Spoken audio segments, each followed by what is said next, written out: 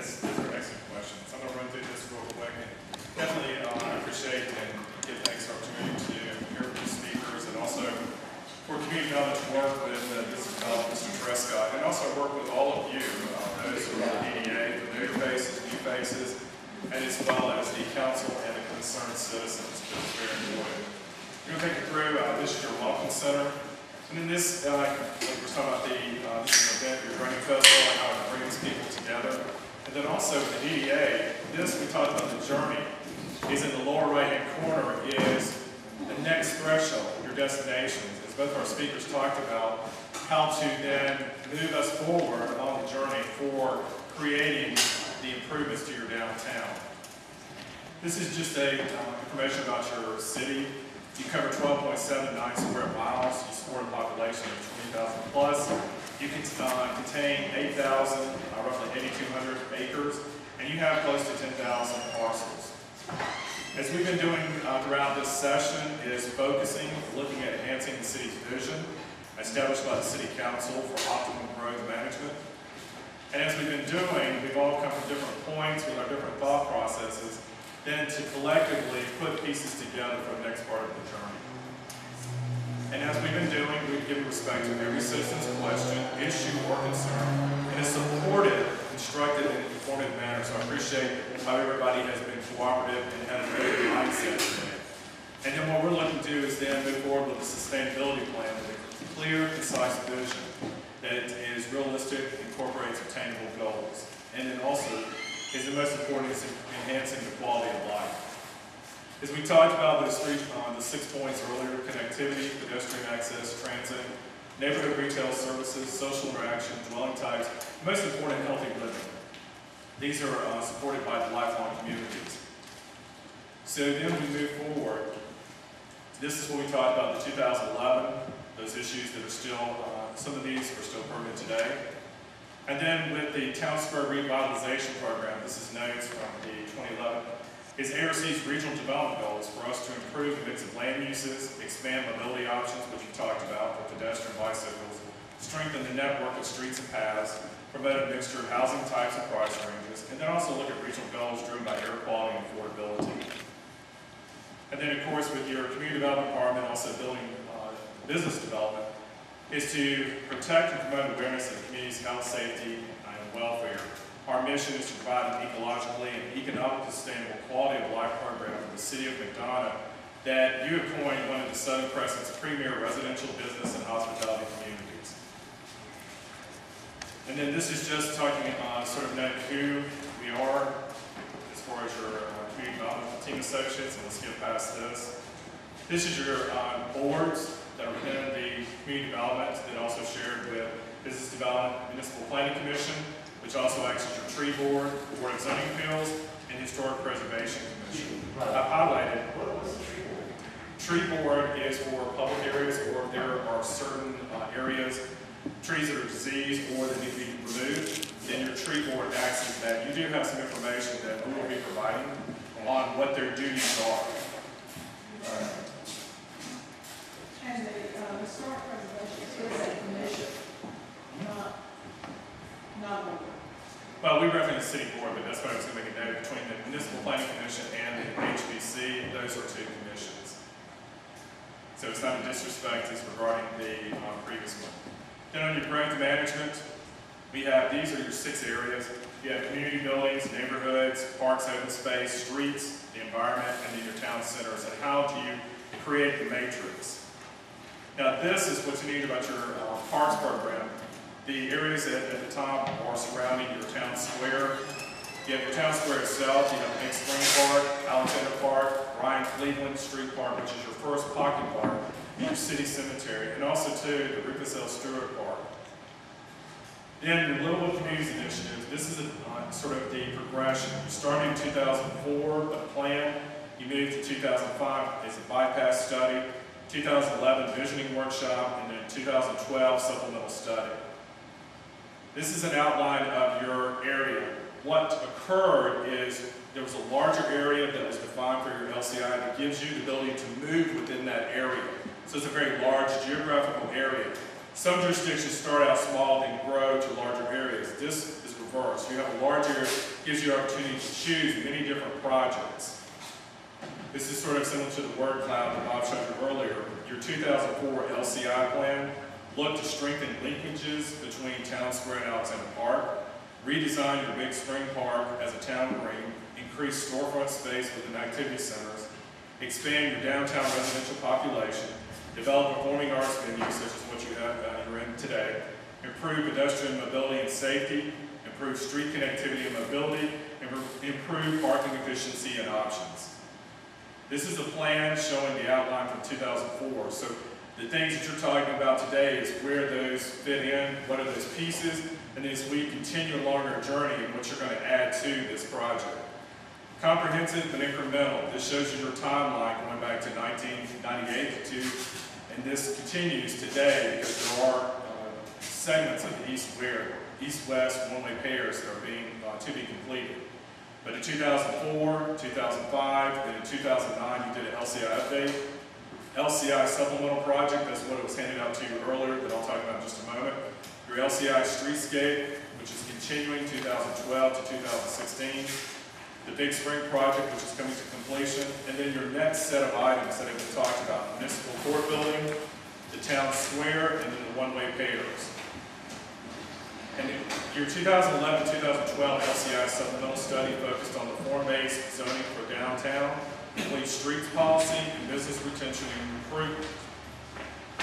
This is an area of what we talked about. This is a smaller, zoomed in to the what we call, as I refer to as the focus area, which encompasses your town square district. This shows you the progression. In 2012, we initiated with a form-based code, complete streets program, and business development program. 2012 forward, Main Street, Downtown Development Authority, and Tourism Board. This is where we're at today with the leadership of Mr. Trescott.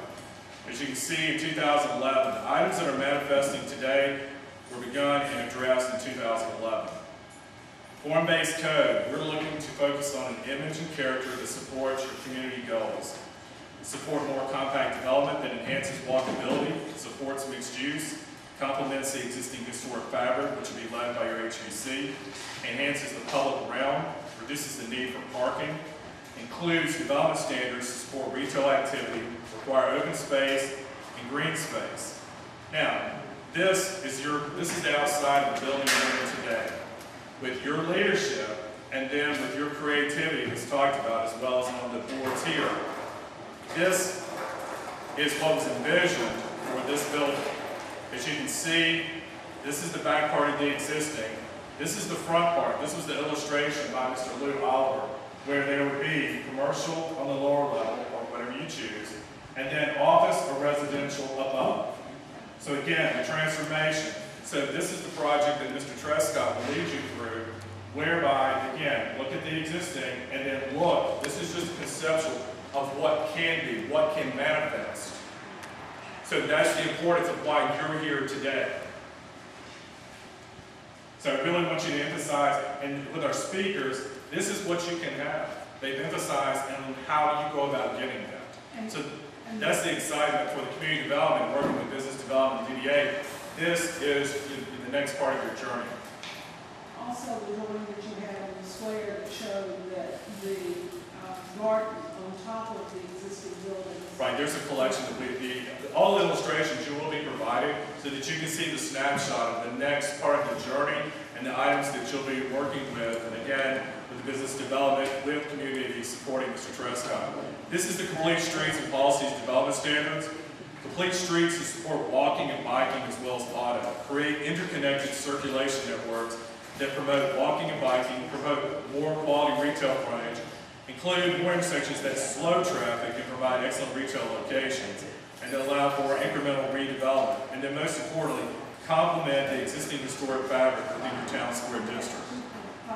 This shows you a cross-section of the streets where we talk about the introduction of the trees. We also talk about the bike, pedestrian. How do we move people about to create a more walkable community? And then building design, facade review, life safety, as our guest talked about. This is what's important for the community development then working with you is composition, architectural design, variations in the massing, the facades. Then the location, as Kirby talked about, reductions in setbacks to bring the buildings closer for connection. Because our current codes create a disconnect. They're antiquated, they're a more the traditional method where the buildings are set back and create pockets. And this is going to be very important, as all of you have emphasized in our downtown, our pedestrian, and changing the prioritization to that of the walking. And then this takes a look at your crown jewel. This is your square. This is a picture of the Pope building that was talked about. This is each segment of your square.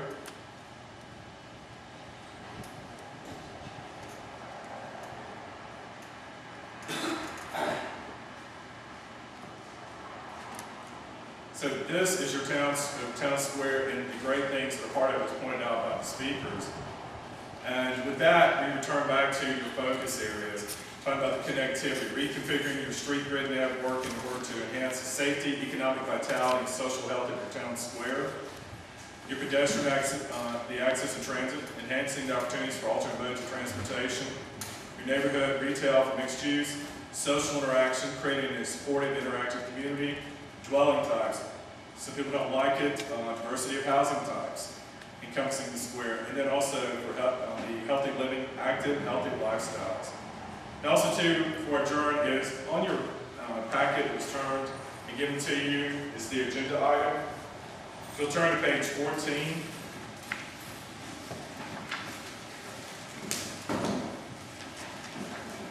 As our guest speakers talked about, this is a realistic project. This is in moving forward and putting a shovel in the dirt. This is where for both myself and Bob is on page 14. At the bottom, this is the project that we talked about from GDOT that connects your town square to Alexander Park to 42. Just want to highlight some of these 7 principles from the ARC's Lifelong Communities. This project, which is already funded and getting ready for construction, will create safe pedestrian pathways to governmental buildings, dining, retail establishments, and park space for citizens of all ages, create an interactive public information system through the use of wayfinding signage and kiosks, will provide directions to destinations and notification of city-sponsored special events, provide pedestrian and bicycle access to 2 active senior adult communities, Village of Spring Creek and Oak Park. Seniors will have the option of walking and or biking to various destinations, which is your town square, neighboring communities, and or Alexander Park.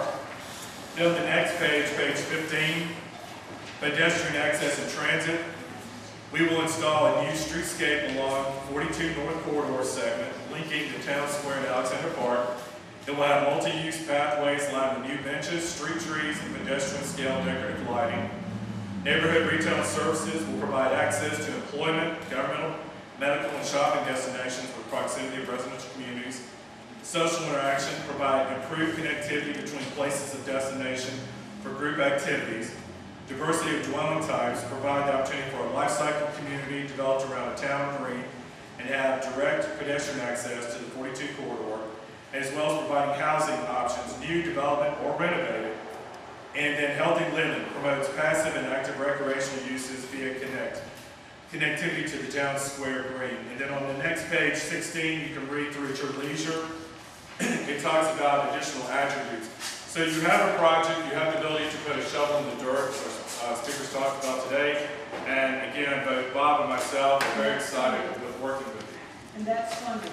Yes, it's a funded project and it's ready to go. It's funded on the basis of the original LCI. Yes. Yes, Mr. Lawrence. I have 2 questions for you. First of all, what are the plans for public? The pipeline, that's still being decided, so I'm going to give due respect to Mr. Trescott. Okay, I guess the question is, are there plans for that? Do you We know? just acquired it. Okay, We've evolving. just gotten the ink drive between the city and the county. Okay. We've gotten the trees trimmed up, and the council is having we'll have a workshop to move forward on their feelings concerned. okay. Are we not putting the cart before the horse? We didn't have a plan before, right? Well, if it is an asset that has potential, the reason for asking this question is are you going to look at that as as an asset that then contributes to the business development and the others, or is this just another public piece of property? And I would hope you're looking at that from the standpoint of how you can make it a kind of contributing business asset, not just another piece of public property. Ms. Coates, there's also the opportunity for an incubator. That's what Incubator space, yeah, there are a lot of different ways you can contribute, but not simply another piece of public property. How does it contribute to the Yes, private I understood. sector? And the other question I would have is, or I'm just curious, is in this GDOT land, this street, is there enough property, is property being acquired that would allow sites for those mixed-use developments, or is it anticipated that this will be done and then private properties will be converted to those? Private property is what, this is the base, to provide a platform where you're talking about the market, to act as a magnet, and then particularly from the standpoint of walkability between the town square and the Alexander, the historic portion of the Alexander Park along 42. Right. And then the tie into the active senior dwelling communities by way of the lifelong principles. And then there are sites then for redevelopment, which will allow for to add to that matrix. Okay.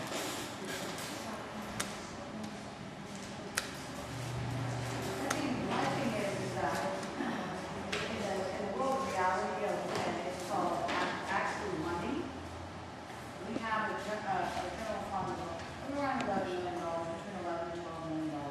You have a whole bunch of SPOS money. SPOS may or may not always get passed. Right now, we're in this windfall we got passed. We opted to change the hospitality and tourism up the tax, so we now have 3 categories, we got 3 quadrants. But my thing would be, inside the resources that you do have, SPOS has already been programmed for certain projects, whether or not they add to that piece in a way that people can say, oh yeah, I'm on board. Or whether or not, and the general fund is capped out by the committee, honestly. And they'll tell you that in the budget discussions, they're pretty tapped. And we purchased a lot of stuff. The question is, in terms of planning those things out, the taxpayer, again, has to go back and say, you've got to be realistic here. Unless you have additional money coming to you some way, how do you get those pieces of the puzzle? Well, understand that one of the things I would suggest to you, and I suggest this to every community, is that one of the first things you do is look at your existing assets. And do you have assets, publicly owned assets that are underperforming or not performing? That's why I said earlier that, it's a question of, are you spending or are you investing? And if you have assets that are underperforming or not performing, how do you then take those assets and make them performing assets so that you do then have other sources of money? See, what's happened is, and again, this is my opinion, we have a lot of government stuff here, housing in Indian County, and we're housing city government stuff. You've got a lot of government stuff. So investitures have been surrounded in a lot of cases, government, land, government purchases, government buildings. What has always lacked here is the investiture in everything else to a degree, in that we have almost an imbalance. Oh yeah, we'll be doing some streets, and yes, we're going to be doing some sidewalks, and yes, we're going to do parks, and yes, we've got some more government buildings that we may use for this or may use for that. But to bring people down and develop a downtown, it's not about the government piece as much as it is about the other part of the piece. It's about living, and it's about shopping, and it's about doing, and it's about amenities. And my point is does government investment, every time you make that investment, part of the thought process should be, does this further those other things? And if it doesn't, if it's just solve the problem, then it's not coordinated. I keep hearing references to the parking deck. I assume the county owns that? Yes. Yeah. Right. There's a non-performing asset. It's not performing because, again, we didn't make it very pretty walking to the square. We can make it pretty, we can do that part. The county built it because we were complaining about there's not enough parking around the building. And now the municipal court's going to go in over there. Their plan is to use become a performing asset. There's And it's, the courthouse is being built, there is this that has access to utilize. understand that. Here's my point. If you make that a performing asset by providing more parking for people going to the courthouse, but it doesn't ultimately provide any more parking for people going downtown, how do all those pieces in the puzzle fit together?